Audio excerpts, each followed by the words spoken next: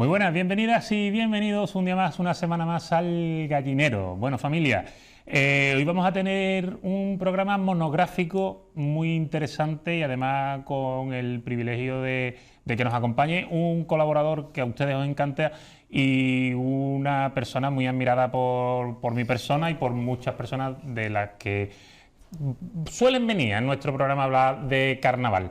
A ver, os pongo en situación. Esta semana se presenta en Diputación un libro, una vida y obra de Cañamaque.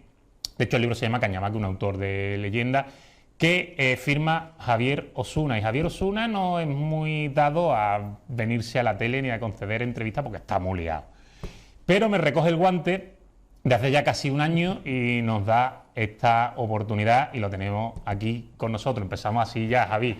Muchas gracias por venirte, ¿Qué va? por ese guante, por aguantarme el guante un año. Es que siempre te hacía regate. Sí. Siempre te hacía una cachita y digo, no, yo se la debo y además yo soy cabal y soy hombre de palabra. Así que aquí estoy. Bueno, y nos acompaña, por supuesto, Francis Sevilla, que no podía faltar esta cita con todas esas pinceladas de historia que nos da durante todo el año. Una vez que tenemos una hora enterita para nosotros, sí, Francis, para hablar de historia de un autor como Cañamaque y hablar con Javi, que lo mentamos, Javi, no, la de veces que se te caerán las cosas a ti, la de veces que te mentamos cuando viene Santi, cuando viene Francis. Yo darte las gracias especialmente por invitarme aquí hoy, porque para mí Cañamaque es mi autor fetiche, lo he dicho ya muchas veces, ¿no? Y es un privilegio estar al lado de Javi en esta ocasión y, bueno, agradecerle primero como aficionado y segundo, como un poco apasionado de la historia del carnaval, el que hayas dedicado el tiempo que le has dedicado a esta monumental obra que estamos todos locos por devorar, ¿no? Está claro que sí. Bueno, Javi, la primera pregunta es de recibo. ¿Qué te lleva a adentrarte en la vida y en la obra de Pues me lleva la casualidad. Yo solicité un permiso para investigar en la cárcel vieja, que allí entonces, lo que es la Casa Iberoamérica, estaban los juzgados, como recordamos todos, y eso vendría a acelerar digamos, la consulta directa con la documentación. Pues claro, investigar, tú no puedes investigar con papelito. Yo le llamo papelito cuando tú solicitas una certificación literal de defunción. Eso está bien para cuando tú la necesitas, bueno, pues para solicitar cualquier trámite burocrático. Pero para investigar, no. Entonces solicité eso, me lo aprobaron y cada viernes, que era cuando yo venía, entonces estaba yo en Sevilla trabajando en el Pelotazo, pues yo aprovechaba y yo era un niño chico, o sea, a mí me abrían la casa de juguetes y llegó un punto que hasta yo movía, ¿verdad?, las instalaciones y tocaba de primera mano, bueno, pues todo lo que hay allí que no es baladí, es decir, es documentación desde 1870, que es justo cuando se instaura las certificaciones literales de defunción, de nacimiento y de matrimonio. Claro, yo en ese momento estaba investigando al tío de la tiza, es decir, eso sería hacia el 2002 o 2003. Ten presente que el libro de Rodríguez se editó en el 7, ¿no?, para que contextualicemos un poco. Claro, entonces ahí, como es una oportunidad que tú tienes solo en ese momento, luego esa autorización va a caducar porque no es per se, pues yo era consciente de eso, entonces todo me interesaba y todo iba a una caja de Pandora. Me aparecieron las dinastías de los Espeletas, de los Mellizos, de los Ortega, del barrio Santa María, y claro, como eran dos campos que yo tocaba, pues yo iba desviando y guardando. Y ahí, y concluyo la pregunta, es donde a mí me empiezan a aparecer un montón de hermanos de Manuel López Cañamaque que yo me quedo a colores. Porque claro, cuando me aparece el primero dices tú, bueno, vale, esto es un hermano más que se le escapó a Ricardo Moreno, pero claro, cuando te aparecen dos y cuando ya viene el tercero dices tú, esto no está bien estudiado, al menos en la vertiente de su vida, ¿no? Entonces yo hice acopio de toda esa documentación y pensé, ya llegará el momento de mostrarla. El momento no llegaba nunca, porque siempre me metía en una historia o en otra. Hasta que llegó, porque tú sabes, que si Centenario de Paco Alba, que si Cajasol con Santi haciendo lo del tío de la tiza, primero lo de Paco Alba, luego lo del tío de la tiza, encima su centenario, siempre estaba liado y en medio, pues el blog de flamenco que estuve más activo y en eso. Así que recuerdo que hace 2 años y medio, pues dije, mira, este es el momento de sacar esta documentación. Y entonces lo que hice fue maquetar en el blog mío los fardos de... Ya me voy a vender. Hombre, por favor, además que es súper recomendado para todo el mundo. Los fardos de Pericón. Ahora lo tengo paradito, pero los fardos de Pericón, que es muy sencillo, tú vas a Google y ahí te va.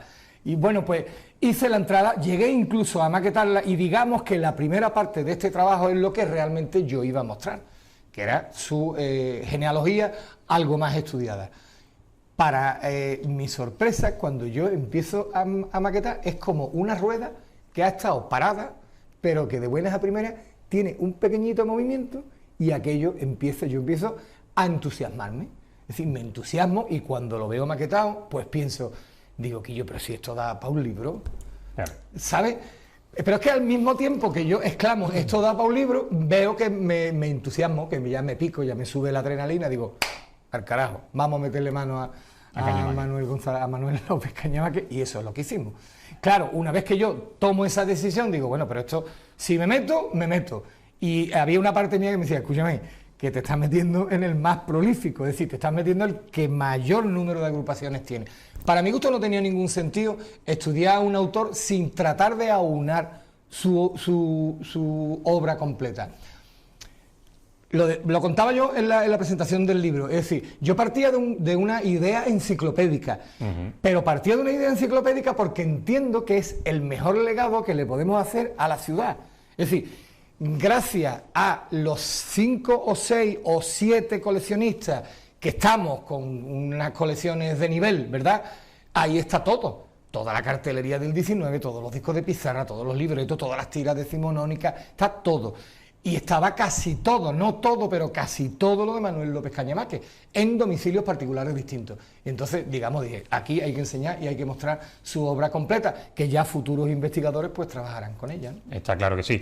Francis, yo quiero que tú me interrumpas cuando tú quieras, ¿eh? Vale. Javi, ¿dónde reside la importancia de Cañamaque? ¿Por qué es importante conocer su obra? Pues porque a pesar de que se ha dicho mucho, sin duda es el gran continuador del que para mí sigue siendo el padre, que es su predecesor, Antonio Rodríguez Martínez, el tío de la tiza. Cuando fallece Rodríguez y fallece en 1912, se produce en Cádiz capital una orfandad que va a dejar huella y se traduce en los comentarios que los periódicos están durante cerca de una década, incluso más de una década, son los primeros años 20 y todavía la prensa especializada, fundamentalmente dos, Diario de Cádiz por una parte y el Noticiero Gaditano, se hacen eco de que se han quedado huérfanos, de que los tangos son kilométricos, reiterativos, sin gracia, sin armonía. Todo eso se dice con profusión de literatura, ¿no? Es decir, que no son columnitas en un breve así sueltas, sino que además con un alto grado de especialización, ¿no? Hay gente que te hace hasta una página entera en Noticiero Gaditano y llama poderosamente la atención cómo ya en La Fuente Misteriosa, en el año 16, bueno, ya en Los Pierrot se empieza a hablar muy bien del coro Los Pierrot, y fíjate que Los Pierrot es del año 10 y todavía no ha fallecido Rodríguez. Incluso Manolo Cañamaque, al 11, que es en Los Boticarios, sale otra vez, vuelve a salir. Si primero lo hace con Los Anticuarios, siendo un chaval de 22 años, y luego en el 11... Perdona, Javi, un inciso solo. ¿Cuál es su periodo? ¿De dónde a dónde está escribiendo Cañamaque? Ahora retomamos, para que no se me olvide. Sí, perdona, es que... Su periodo de obra, su obra... Ah, su periodo, sí. Ok, periodo, es que no te había entendido, disculpa. Sí, perfecto. Desde 1910-1953. Ahí está. Aunque empieza a salir en el año 2, es decir, su primera participación, que si quieres ahora la contamos, fue en 1902.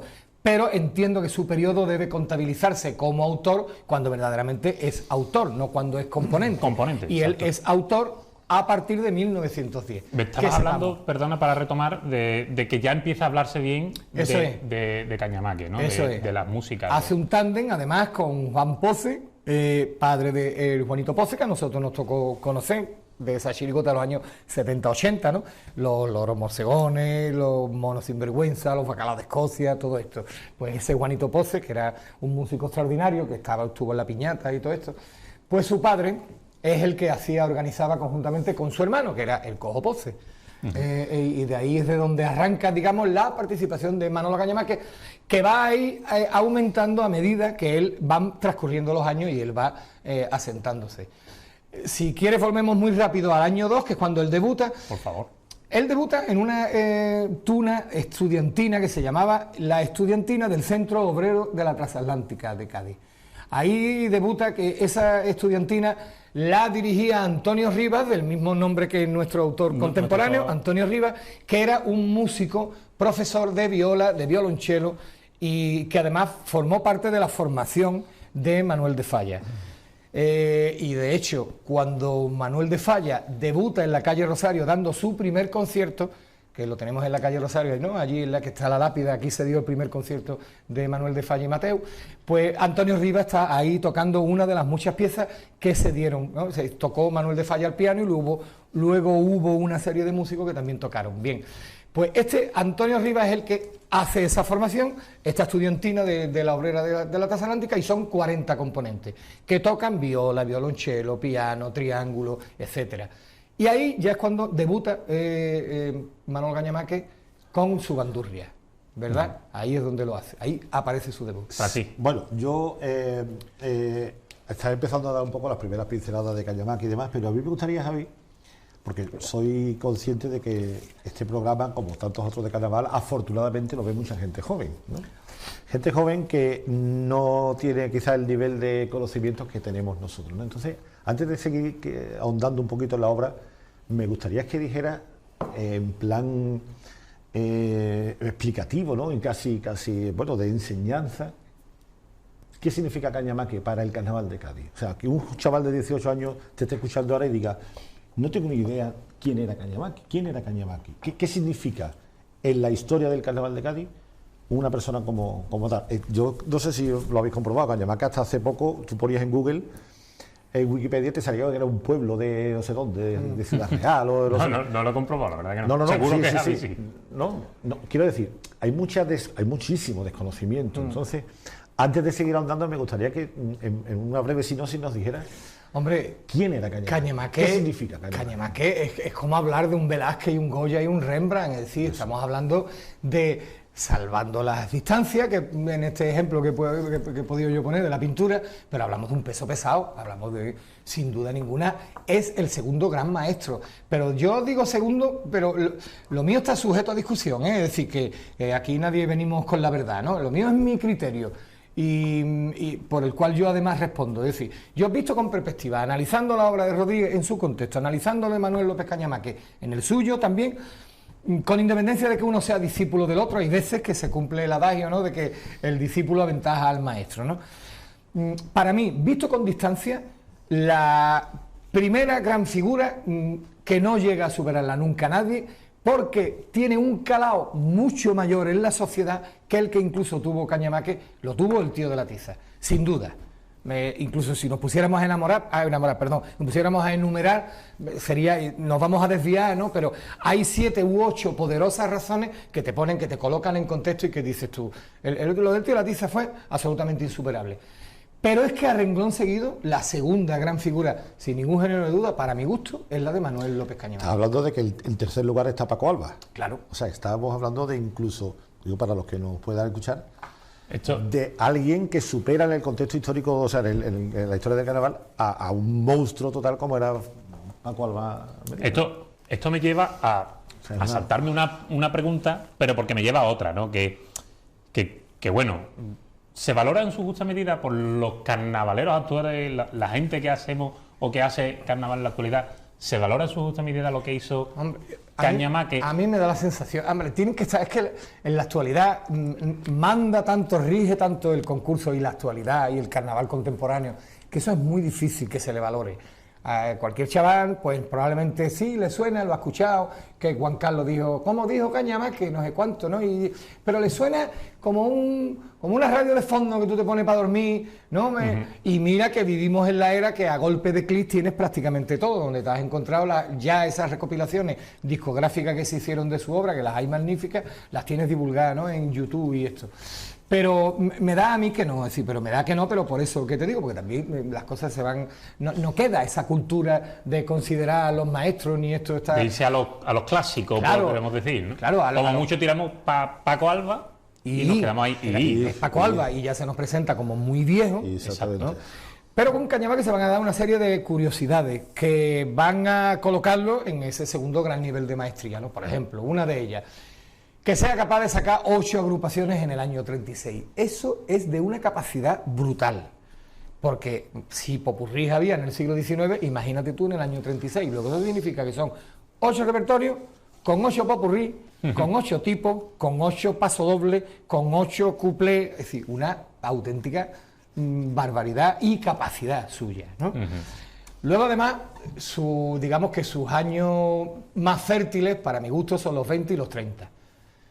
Y si queremos apurar todavía un poquito más, ya a finales de 26, 27, la última etapa de la dictadura de Primo de Rivera, con la irrupción de la Segunda República, ahí es donde tenemos al Cañamaque más maestro, más fértil, de mayor creatividad, y cómo ha estado callado, porque no podía hacerlo con las circunstancias, y llega el 32 y el Cañamaque se desplaya y empieza a dar un cañazo en su repertorio, le sale el hombre de izquierda que ideológicamente tiene y empieza a decir todo lo que no podía decir hasta ahora. Porque ¿cómo era el Cádiz de esa época?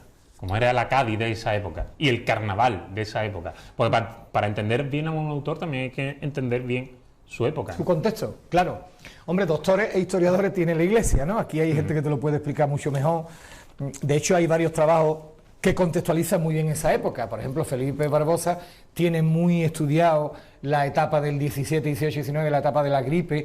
Pepe Marchena, los años 20, lo tiene muy clavado y muy estudiado, porque no perdamos de vista que Cañamaque ha sido ya estudiado. Primero por Ricardo Moreno, con mayor o menor fortuna.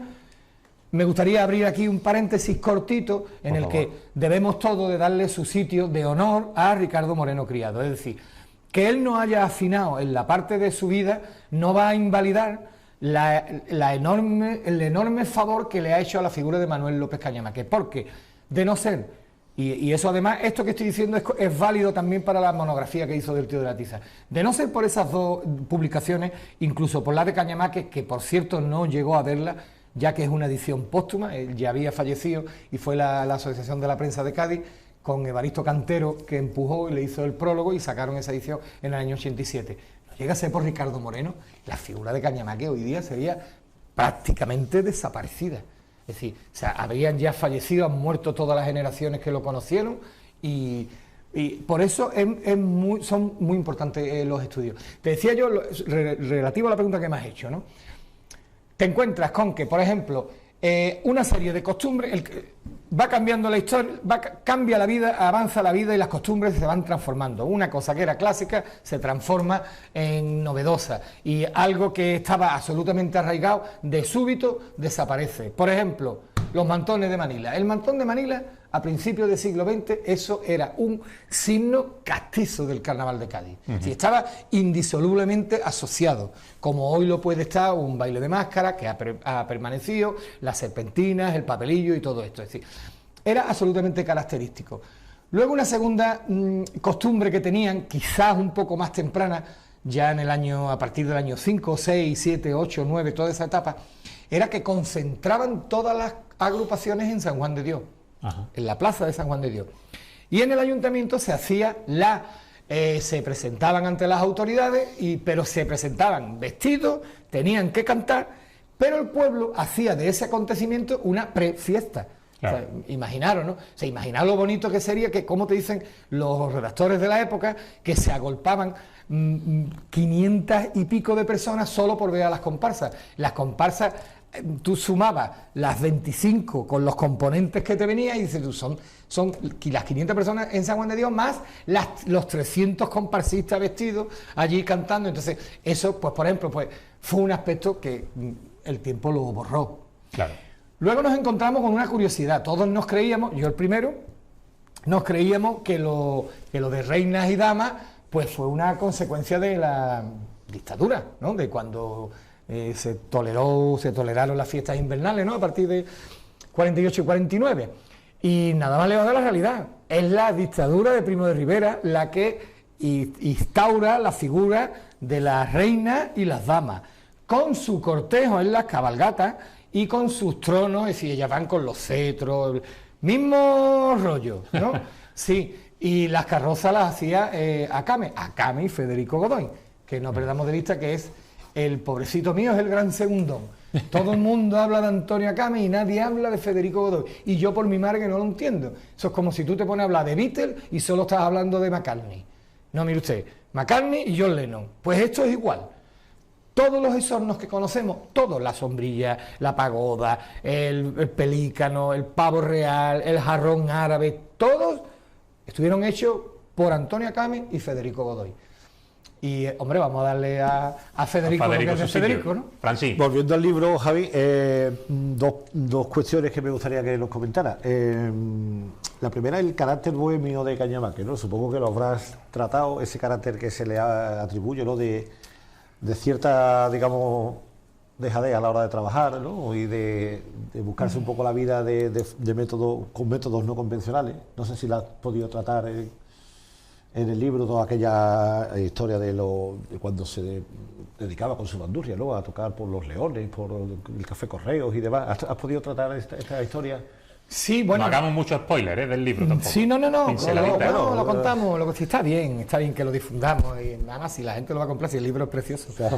Está feo que yo lo diga, pero es que. No, esta es la primera, ahora te pregunto la otra. Bonito. Hombre, la verdad es que él concedió 2 entrevistas a la prensa y en una de ellas, que se la hace Radi, firmaba con ese seudónimo, en La Voz del Sur. Y se la hace en una librería de viejos donde ha citado a Manuel López Cañamaque, ya es anciano, y entonces él mismo describe su modus vivendi. Su modus vivendi es un modo de vida muy triste. Es un hombre ya muy mayor, pidiendo por los cafés, pidiendo la caridad, pidiendo la voluntad, y ese es un testimonio que luego va a ser coincidente con todos los que fueron sus coetáneos. Me gustaría deciros que uno de mis libros favoritos, de los 100 y pico que afortunadamente ya hay sobre carnaval, para mí sigue siendo una fuente inagotable de información, fue el de Conversaciones con los viejos comparsistas de Alejandro Acedo, ¿no? Y José Vázquez Aragón. Bien, pues teníamos la sospecha, tanto Santiago Moreno como Kiko Camacho como yo, los tres lo hablamos alguna vez así de manera informal delante de un palo cortado, que es como hay que hablar las cosas informales.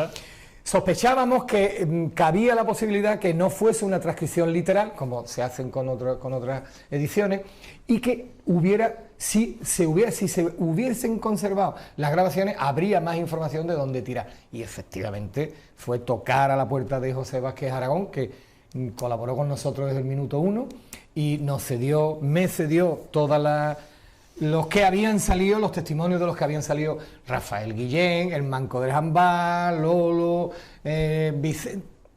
Vicente Reyes, en fin, todo. Y efectivamente, o sea, ahí no existe una transcripción literal, sino hay un resumen. Tenían es decir, no tenían como objetivo transcribirlo todo. Quiero decir con esto que eso nos ha proporcionado mucha información, porque hay mucha información que no viene plasmada en el libro, que vale su peso en oro. Porque te están diciendo cosas que te ayudan más a comprender la vida de... ¿Realmente murió en la miseria? ¿Murió Cañamaque? Bueno, parece ser que sí. Es decir, habría todavía que haber ahondado más. Se podría incluso, lo que pasa es que en vez de un tocho hubiesen salido 7, ¿no? Ten en cuenta además que los últimos años de su vida son los más difíciles porque hay silencio. Hay mucho silencio en el entorno suyo familiar, hay un cierto silencio, y luego hay un desconocimiento. Hay pistas, por ejemplo, los mayores expertos en memoria histórica, uno de ellos es Santiago Moreno, nuestro común amigo, y otro es José Luis Gutiérrez, pues lo tienen calificado como topo, porque todo parece indicar que efectivamente él se escondió. Y eso es algo que se entiende perfectamente cuando tú acudes a las letras suyas de la Segunda República. Lo entiendes, dice, picha, es que te tiene que esconder. Vamos, es que no hay tu tía, ¿no? Sí, pues tú denuncias los fusilamientos de Galán y Hernández, criticas a la monarquía y además la crítica dura, a la Iglesia le da para ir pasando, que además sois unas hipócritas, las beatas mártires del Gólgota, mucho vámonos para arriba con la manita y luego a la hora de la verdad, en fin, se significa, es un autor que se significa. Luego hay que además pensar que sus amigos, incluso los amigos a los que le ha puesto música, caso por ejemplo de Juan Sevillano con las murgas de Puerta Tierra, las murgas de Puerta Tierra han fusilado a un montón de ellos, y ha visto cómo los autores coetáneos suyos, que eran los más beligerantes, son los que más, si no los han fusilado, los han metido en el saco del ostracismo, porque no deja de ser llamativo que Manolo León, que fue muy duro, una vez que concluía la guerra y toman el poder de este país, a Manolo León no le hacen ni una sola entrevista, y Manolo León fallece en el año 50, frente a otras figuras afectas al régimen, que además su participación y su talla y nombradía no tiene parangón alguno con el de Manolo León, y sin embargo tienen cada año 3 o 4 entrevistas, ¿no? O bien en La Voz del Sur o bien en Diario de Cádiz, ¿no? Bueno, compañeros, tenemos que hacer un alto en el camino, nos vamos unos minutitos a publicidad y volvemos, que tenemos un montón de cosas todavía que hablar de Cañamaque y del libro en sí, que vamos a hablar del libro en sí y de Arantxa Morales, que quiero mencionarla porque ha hecho un trabajo excepcional. Familia, dentro Publi y volvemos enseguida.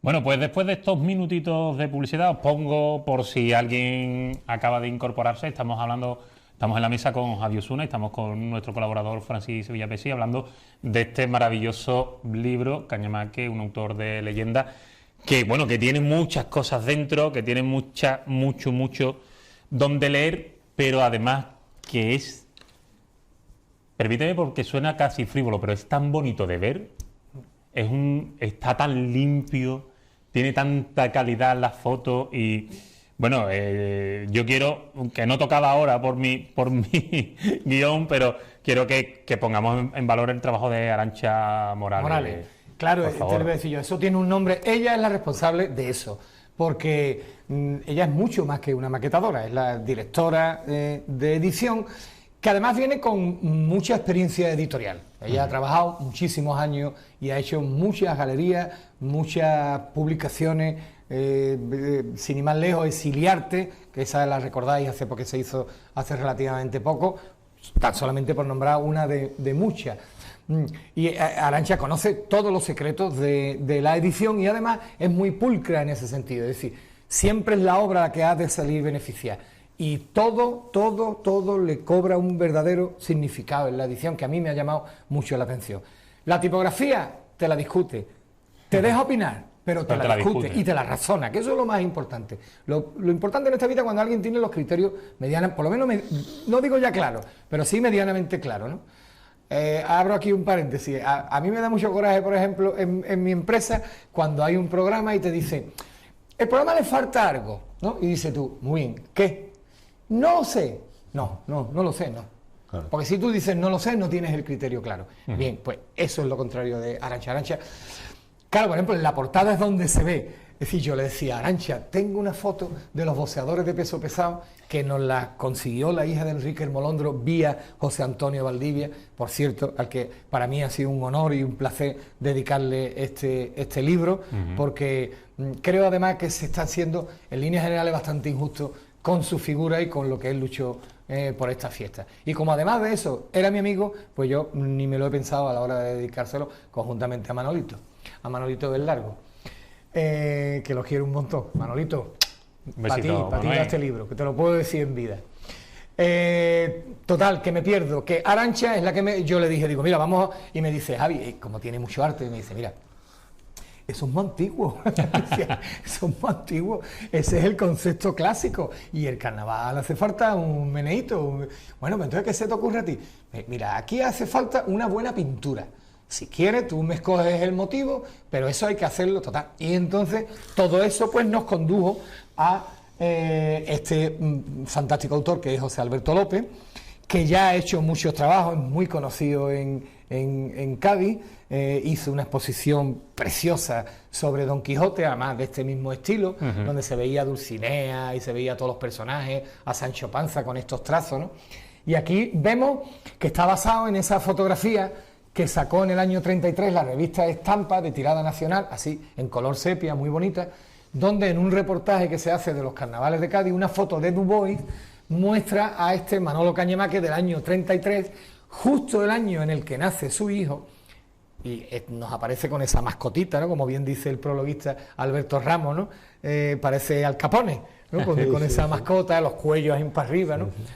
Y fíjate qué cosa más rompedora, más eso, más rupturista, ¿no? Más distinta, ¿no? Yo creo que se va de las publicaciones, se aleja de las publicaciones que tenemos acostumbrados el ojo, ¿no? De ver sobre carnaval y bueno, me atrevo a decir que sobre historia en general, ¿no? Claro, una cosa, lo digo muy rápido, perdona, una cosa que yo tenía planteado el trabajo con las notas a pie de página. A mí no me gustan las notas al final. Digamos así, grosso modo, no me gusta. Ahora bien, pero no me gusta por una razón. Es mucho más cómodo cuando tú estás en el contexto de la lectura. Si te hacen una llamada porque hay una información secundaria que quieren darte, tú bajas la vista y es comodísimo. No que ya irte al final espérate, ¿dónde estaba esto? Pierdes un poco la inercia, ¿no? Pero es que yo la entendí, es que me dijo, dice, a ver, Javier, es que son 686 notas a pie de página. Que es un libro aparte. Y encima con 200 fotografías que tú me estás dando, es decir, con lo cual, digo, no hay más nada que hablar. Para ti tienes argumento muy sólido. Francis. No, bueno, además de la vida que nos estás contando y los episodios que puedes narrar, tenemos la suerte de tener en el libro, entiendo, prácticamente todos los repertorios de la obra de Cañamaque, ¿no? Sí, hay algunos que yo le he dado de baja con respecto a Moreno Criado. Hay algunos que Moreno Criado los consideraba de Manuel López Cañamaque, que yo no los he considerado. Eso está bien, que tengamos criterios distintos, ¿no? Y ya luego el lector, pues que se forme en base a los argumentos que se dan su criterio propio. Y hay otros, por ejemplo, que yo he dado de alta. Por ejemplo, entrevistas que se le conozcan son dos. Una, ya te lo he dicho, de los años 50 que se la hace Radi en La Voz del Sur. Pero luego hay una primera que se hace en el Noticiero Gaditano. Tampoco es que sea demasiado extensa, que se la hace un tal Pepito, firma así, Pepito. Y este Pepito le hace por las típicas preguntas, Manuel López Cañamaque, ¿cuántas agrupaciones? Entonces, él mismo da ahí un montón de información porque él te enumera agrupaciones que dice tú, ¿y esto? ¿Y esto? Que no se sabía, pero es que es el autor quien te lo está diciendo, ¿no? Hay un caso muy curioso. Antonio Burgos en el ABC, haciéndole una entrevista a Paco Alba. Tú sabes que Antonio Burgos escribió muchos artículos para la ABC, de hecho Antonio venía aquí, iba al Torreón de las Puertas Tierra, le hacía las entrevistas directamente, ¿no? a ellos, y en uno de esos artículos, no recuerdo si fue el año de los Fabulistas, el año de los Fígaro, uno de ellos, pues le hace una entrevista a Paco Alba, y en la entrevista a Paco Alba le dice que él había salido de niño en una agrupación infantil de Cañamaque, suelta esa información. Yo recuerdo que cuando el libro Cádiz Cuna de Dos Cantes, que hice yo sobre el flamenco y el carnaval, pues ahí lo recogí, pero claro, lo recogí primero transcribiendo lo que decía Antonio Burgos, por lo tanto, tú sabes, entrecomillado, ¿no? Y en cursiva, y a renglón seguido, cuando daba esa información, puse una interrogante, porque me llamaba poderosamente la atención, porque era un dato que había pasado desapercibido, y dices tú, ¿y esto? Que Paco Alba salió en una agrupación de niños de Cañamaque, me llamaba poderosamente la atención. Pero claro, ¿cuál es mi sorpresa cuando en la entrevista del año 29 el propio Cañamaque vuelve a nombrar y dice la misma, los barquilleros? Y dice tú, me cago en la mano. Te vas al Archivo Histórico Municipal y efectivamente, además ya ese dato ya lo recogió Ana Barceló, ella cayó, vio que efectivamente, de hecho en algunos de los congresos lo presentó, y claro, aquí la novedad es reparar cómo Cañamaque ya lo decía. Claro. Entonces dices tú, espérate, si lo dice Cañamaque y lo dice Paco Alba, yo no tengo ya más nada que decir, tan solamente tengo que transcribir el repertorio, que por fortuna se conserva en el Archivo Histórico Municipal. Javi, estamos ante un personaje, como estamos hablando, de una dimensión enorme y de una creatividad enorme, ¿no? Y claro, tú al hacer el libro supongo que te habrás entretenido o disfrutado con el repertorio, con la lectura de todo el repertorio. Me gustaría preguntarte, la faceta de músico de Cañamaque, indiscutible, la faceta humorística, indiscutible, y como has mencionado antes, la faceta reivindicativa y de letrista de enorme nivel, igualmente destacable. ¿Con cuál te quedas? ¿Que para ti qué es Cañamaque? ¿Músico, humorista? Bueno, yo añadiría algunos matices más, y ahora si quieres, ¿no? te contesto, si te parece, sí. Que sería, por ejemplo, yo añadiría una cierta misoginia. Bueno, no me gustaría haberlo dicho, pero tengo que decirla. Ahora bien, hay que contextualizar. Es decir, es que era una sociedad profundamente misógina la que a él le toca vivir, y no estoy con esto justificando nada, simplemente estoy constatando, ¿no? Y luego me llama la atención algunas letras, por ejemplo, hay una crítica al rocío, que eso a mí me llamó poderosamente la atención, como el rocío, que es un fenómeno que aquí llega bastante tarde, hasta bien avanzado los años 80, incluso recuerdo que Cádiz era en ese sentido un poco muy distinta a Andalucía, como siempre lo es en su modismo, lo es en su arquitectura y lo es en sus manifestaciones, ¿no? De hecho, es la única capital de provincia que no tiene una feria. Claro. Y al mismo tiempo, pues, hasta hace poco también era la única capital de provincia que no tenía ni siquiera una hermandad del Rocío. Entonces a mí me llama la atención cómo Cañamaque ya empieza a constatar y dice, ¿esto de qué va? ¿A dónde va? Y con las carretitas, y no fue una cosa curiosa, cuando menos curiosa. Sin embargo, él saca agrupaciones de mujeres. Sí, él saca una agrupación de mujeres que conozcamos. Bueno, dos, ¿no? Que las trovadoras no es... ¿Trovadoras modernistas? Las trovadoras modernistas no son suyas. No son suyas. No son suyas, no. Son de Paco el Cómico. Vale. Que era Paco el Cómico era uno de los que iba en los anticuarios. Por cierto, ahora que tú has dicho lo de Paco el Cómico, se da una curiosa circunstancia en la que se empiezan las serendipias a cumplir. Si tú te das cuenta, aquí todo el mundo se está dando la mano. Es decir, Falla nace hacia 1873, ¿no? Por ahí... Y bueno, que le da clase Antonio Rivas. Cuando a Falla lo hacen músico predilecto en el año 26, le hacen hijo predilecto de la ciudad, le retulan el Gran Teatro con su nombre de Falla, ¿no? Le organizan muchas cosas, en el Falla un concierto de cámara, y luego le hacen un frito gaditano en el balneario de La Palma y del Real, que era un edificio que se inauguraba ese mismo año de 1926. Bueno, todo el urdidor de ese homenaje es Francisco de la Viesca, ese hombre que tantas cosas hizo, entre otras muchas, la radio de esta ciudad, ¿no? Pues el acto que más le gusta a Manuel de Falla fue cuando se hace una antología con Manuel López Cañamaque con la bandurria y con El Batato, Arturo Ciel, Cucarela, es decir, todos los coristas, muchos que habían salido con el Tío de la Tiza y otros enormes nombres que habían salido con él, ¿no? En Fantoma y Banda de los 13 y todo esto. Y Manuel de Falla, según Paco el Cómico, porque de Paco el Cómico descubrimos una entrevista que fue la que nos arrojó toda la luz, ¿no? Nos decían, no os podéis imaginar la cara del maestro, se refería a Falla, cuando empezó a escuchar los tangos nuestros. Dice, tan es así que rompió el protocolo, se levantó de la primera fila donde estaba sentado y los saludó a todos, o sea, saludó a la orquesta entera, le dio la mano y le dijo a Manuel López Cañamaque y a todos los que estaban allí, dice, es que estos son los tangos que yo oía de niño. Claro, tú contextualizas, Falla, que nace en la década de los 70 del siglo XIX, pues ha conocido todo el esplendor de los tangos de Rodríguez, que es lo que allí se interpreta, porque allí le interpretan Vieja Rica, los herederos, ¿no? Quiero recordar también los herederos. Los herederos, eso es. Entonces, y con respecto a lo que tú dices de agrupación de mujeres, es muy curiosa porque la Petit Criolla, que es curioso, como Ricardo Moreno nos dijo que había salido en el año 14, en 1914, el mismo año que él sacó el Coro de los Trovadores. Pero Ricardo Moreno lo dice porque viene arrastrado por Vila Valencia, porque el primero de todos que lo dice es Adolfo Vila Valencia, que es el primer autor que saca un libro en esta ciudad. Porque durante muchos años aquí nos hemos empecinado en que Ramón Solís fue el primero, con sus coros y chirigotas, y casi una década antes, pues Adolfo Vila Valencia, nada menos que en 1957, había sacado la historia exacta de nuestro antiguo carnaval, ¿no? Pues ahí es donde ya Vila Valencia da el dato, parte de un dato erróneo, que eso no tiene mayor importancia. Aquí tampoco nos vamos a poner estupendo, ¿no? Porque se hayan equivocado en un año, ¿sabes? No. Esas cosas, te quiero decir, eso no tiene mayor importancia. Pero, ¿qué ocurre? Que cuando tú acudes a la fuente, al archivo histórico, para saber más información de las Petit Criollas, quiénes eran, cómo se llamaban, cuál era su repertorio, pues te encuentras con que no existe.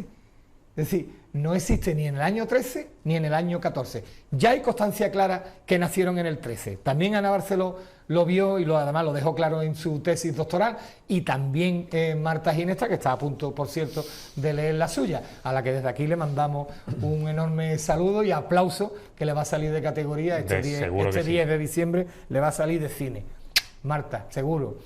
Pues te decía, no aparece. Es decir, ya tenemos constancia que las Petit criollas las saca Cañamaque con Palomino. De hecho, la única foto que tenemos, se ven a las mujeres, incluso una niña, ¿verdad, Francis? Y se ve una orla, 2 orlas en este caso, con la foto de Manuel López Cañamaque y en el otro lado con la de Joaquín Palomino. Pues si todos los periódicos de la prensa nacional están hablando, que están actuando por toda Andalucía, que llegan a Madrid, las Petit criollas, en el año 13, tenemos claro que ha salido en el 13. Pero si en el Archivo Histórico Municipal no está ni en el 13 ni en el 14, ¿cuál es vuestra hipótesis? A ver si compartís la misma que yo. La verdad que no sé, o anterior o posterior. No, es que me estás dejando ahora mismo. ¿El 14?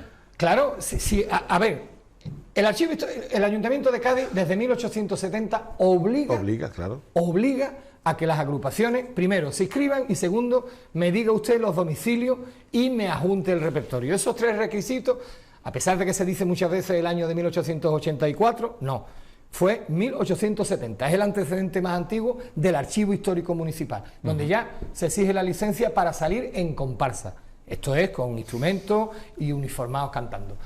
Claro, si llegamos, como digo, al año 13, 1913 y 1914, donde supuestamente han de aparecer más en el 13, porque la prensa nacional ya te lo está evidenciando, pues significa que no han salido en el Carnaval de Cádiz, es así de sencillo. Claro. O sea, es una agrupación que Cañamaque hace para los bolos y para cantar por todo el territorio nacional. O sea, si tú te encuentras que, ya digo, toda la prensa nacional está cantando, han venido las Petit criollas y la han existieron. Existieron. Esto está pero claro. no cantaron ni estuvieron actuando en el Carnaval de Cádiz. Vale. Sí actuaron en la ciudad, porque hay constancia de que actúan en el Cine de la Rosa, actúan en el Cine Escudero, que era ese teatrillo que había al lado de las Cuestas Las Calesas. Sí. Por otra parte, que cubrió un papel muy importante, ¿no?, en la historia del flamenco, por cierto. También. Otro, pero esto es otro tema. Que te llame la compañera Claudia de Jerez, que es la que controla de flamenco. Javi, yo quiero que me explique un poco, también para la gente que esté en casa viéndonos y que tenga curiosidad del libro, cómo está estructurado, qué es lo que encontramos, porque estamos hablando mucho de Cañamaque, pero qué es lo que encontramos dentro del libro. A nivel estructural. Vale, bueno, pues tiene un prólogo magnífico que yo quiero agradecerlo desde aquí a Alberto Ramos Santana, al que todos le reconocemos su indudable magisterio. No en balde, él fue director de los 10-12 primeros congresos y además es catedrático de Historia Contemporánea. Y el estudio de mayor profundidad de la historia profunda del Carnaval de Cádiz de esta ciudad lo tiene hecho él con 2 ediciones. Del Carnaval en Cádiz y luego el Carnaval secuestrado, el editó Quórum, ¿no? Bueno, pues ese es el prólogo y yo se lo agradezco mucho, se lo he dicho ya personalmente, pero quiero también, ¿no?, decirlo aquí. ¿Qué se va a encontrar? Pues inmediatamente después del prólogo, una introducción mía donde yo vengo a explicar lo que os he contado, ¿no?, al principio, que casi un poco por casualidad con toda esa documentación que yo fui encontrando, y luego nos metemos de súbito en su tronco de origen, es decir, vamos a explicar quiénes eran sus padres, dónde se casan, cuándo se casan, quiénes son los hijos de Cañamaque, o sea, los hermanos, perdón. Ese matrimonio tiene 6 hijos, tiene 3 hembras y 3 varones. Delante de Manuel López Cañamaque hay un varón que se llama José y una hembra. Luego nace otra pequeña niña, eso es, luego nace él, su hermano Fermín y una pequeña también que se llama Isabel. Todos López Cañamaque y todos fruto del matrimonio, ¿no?, que es José López, natural de Cádiz, y Concepción Cañamaque, natural de Algeciras. Curiosamente nos encontramos con una importante diferencia también con respecto a la investigación de Moreno Criado, que ya hemos dicho que no la desmerecemos, sino ya la hemos elogiado, ¿no? Él creía que era Cañamaque, la madre era Concepción Cañamaque Flores, ¿verdad? Y no, la madre es Concepción Cañamaque Dávila. Además, eso es algo que se constata en las 6 partidas de nacimiento de sus hijos, la de casamiento de sus padres, todo. Lo que ocurre es que la abuela de su madre tenía un Flores de apellido, entonces estas cosas eran muy del 19, donde uno no termina, no tiene ni claro y se lían los nombres y los apellidos. Bueno, entonces el lector se encuentra su tronco de origen, todo esto contado, un poco dónde va viviendo, en los barrios que va habitando. como es un libro muy bonito, que ha hecho un esfuerzo muy grande la Diputación, y yo además, también si me permitís, por favor, me gustaría darle su sitio a la persona que ha hecho realidad esto, que es el diputado Jaime Armario, de la Diputación de Cádiz, que es quien ha apostado de manera clara por sacar una edición así de importante, ¿no? Después de su tronco de origen, pues viene un poco su vida, cuando él nace, su partida de bautismo, que la hemos mostrado, que tampoco se conocía, las dos placas, la que existía y ya no existe, y la actual, la que existía, que la puso precisamente a instancias de Moreno Criado. Fue una iniciativa de Moreno Criado, por cierto, magnífica iniciativa, es decir, no solo investigó, sino además habló con la Cátedra Municipal de Adolfo de Castro y le pusieron esa lápida en Pasquín. La pena es que cuando esa casa se rehabilita, los frutos que están haciendo atrás de esa casa, no se les ocurre otra cosa que tirarla a un contenedor. Y claro, si tú tienes delante un ayuntamiento que no sanciona, porque, oiga, ¿usted quién es para coger una placa de aquí y tirarla? Es decir, ahí claro, entiendo yo, negligencia por parte de la empresa y negligencia por parte del ayuntamiento que estaba cuando esa placa se quitó. Luego hay una iniciativa por parte de la Asociación de Autores, conjuntamente con los coros Los Cañamaques, con Fali Pastrana, y tienen esa feliz iniciativa de reponer la segunda placa en su casa natal de Pasquín, que es una calle además muy artística, ¿no? Porque allí nació el Flecha de Cádiz, que fue un cantao excepcional de principios de siglo, el Flecha de Cádiz, padre de Chaquetón de Cádiz, coetáneo de Aurelio Sellé. Allí nació también el Niño Pasquín, que será su nombre artístico, otro cantador de flamenco, y allí nació Mariana Cornejo, que la conocimos todos, esta enorme cantadora de la Escuela de Cádiz. Es curioso porque en 1882, mismo año que nace Manuel López Cañamaque, hay una instancia en el Archivo Histórico Municipal de comparsistas que viven en la calle Pasquín y quieren sacar una comparsa, ¿no? Con lo cual tiene algo tiene esa calle. Esos guiñitos, ¿no? Bueno, luego encontramos muchísimas fotografías y documentos gráficos, las coplas que hemos dicho y esa última parte del libro que se ve claramente en otro tipo de papel. ¿Qué recoge? Pues mira, recoge todos los artículos que Manuel López Cañamaque escribía en prosa. Colaboraba principalmente con los dos periódicos de entonces, Diario de Cádiz y el Noticiero Gaditano. En los dos mantiene una sección fija, y esa sección fija él la titula Gaditanerías, y es una sección costumbrista.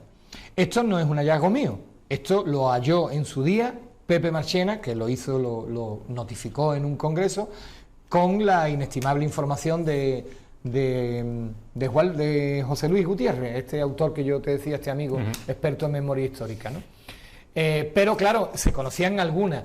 Yo me he metido hasta donde he podido en las hemerotecas, entonces he rescatado pues prácticamente todo lo que me he encontrado. Curiosamente, son artículos muy gaditanos, muy costumbristas, muy sencillos, muy pintorescos. Lo mismo te habla de cuando los trenes llegan de Sevillano aquí a la playa, pero todo contextualizado en los años 20 y 30. Te habla de la figura del Pimpi, te habla de la típica casamentera que no se casa con nadie, la madre tiene un disgusto a esta niña que va a ser de ti, que no va a encontrarle un nudo a San Antonio.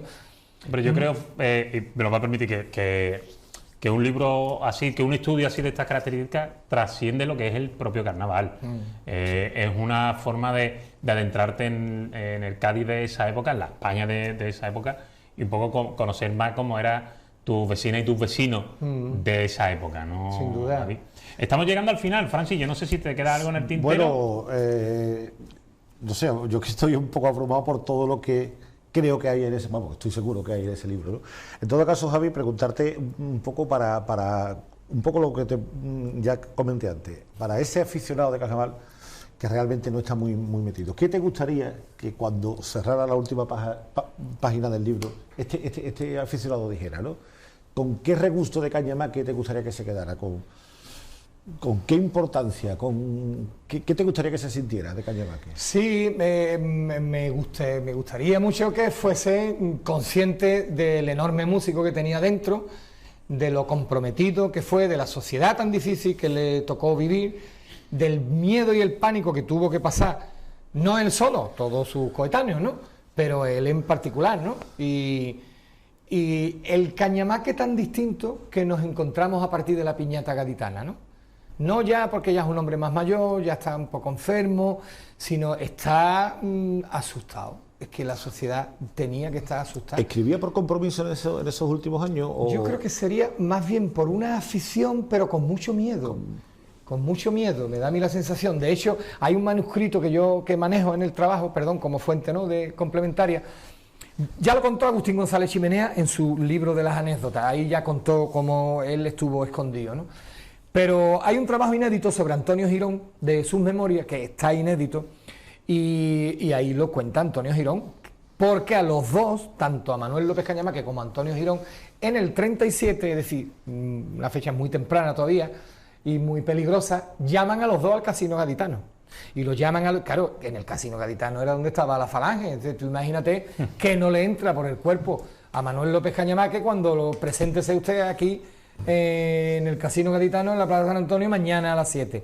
Entonces eso lo cuenta Antonio Girón, y van descompuestos los dos, y pasaron un mal rato terrible. Finalmente lo que querían era pues instrumentalizar, es decir, que escribieran para el régimen con los tangos renombrados letras afectas al régimen, que más tarde se hizo. Más tarde se hizo con lo del protectorado de Marruecos. Compañeros, tenemos que terminar, y yo tengo una pregunta barra deseo que quiero que Javi me la responda en 10 segundos. Yo recuerdo con mucho cariño, porque aprendí muchísimo y me lo pasé estupendamente, el congreso que organizaste del Tío de la Tiza. Y vamos, está claro que Cañamaque da para otro. Y yo te pregunto si cabe la posibilidad de liarte la manta a la cabeza. Bueno, buena pregunta. ¿Vale? Bien, y yo lo pido, barra... Yo también. O sea, lo pregunto, barra lo pido. Bueno, te respondo muy rápida porque quiero cerrar, un minuto tan solo si tú me lo concedes, quiero cerrar con una cosa que le compete a Francis Sevilla. Yo a ese guante lo acepto encantado. Yo creo que además su figura se lo merece, y se merece además una exposición, por ejemplo, en Cajasol, con su vida, su obra y sus grandezas. Quería decir que una contribución de Francis Sevilla fue el descubrimiento suyo de una versión que Cañamaque hace del tango Fume Compadre, que luego resultó ser exactamente el mismo tango, o sea, el mismo paso doble, perdón, que los rampes filarmónicos. Claro, cuando Francis descubre eso, hoy día todo está en la red, todo lo tenemos en YouTube, y tú, claro, escuchas el tango de Fume Compadre y dices, ¿esto? Pero si esto es el paso doble de los rampes filarmónicos, ¿no? Y claro, entonces, ese descubrimiento es suyo, y a mí me gusta darle a todo el mundo su sitio. Así está recogido además en el libro. Y luego mi impresión personal es que Cañamaque no tiene ninguna intención de plagiar al tango de Fume Compadre. Y la prueba en la que hemos llegado una serie de, y concluyo con esto, hemos llegado una serie de investigadores al mismo criterio, es porque él, cuando en los popurrís posteriores usa esa música, la nombra como Fume Compadre, no como los rampes filarmónicos. Con lo cual fue una versión más que hizo. Bueno, pues eso se puede discutir y debatir y aclarar en un congreso. Maravilloso. Familia, de verdad, muchísimas gracias, pero nos tenemos que ir. Vale. Bueno, gente que nos estáis viendo, que seguro que habéis disfrutado, ojalá hayáis disfrutado por lo menos la mitad de lo que yo he disfrutado haciendo este programa. Gracias a personas como los que hoy han estado con nosotros, podemos disfrutar de un carnaval que no hemos vivido y masticarlo y yo qué sé, y disfrutarlo y sonreírlo. Nos vemos la semana que viene, aquí, en El Gallinero, en 7TV Andalucía. Un besito.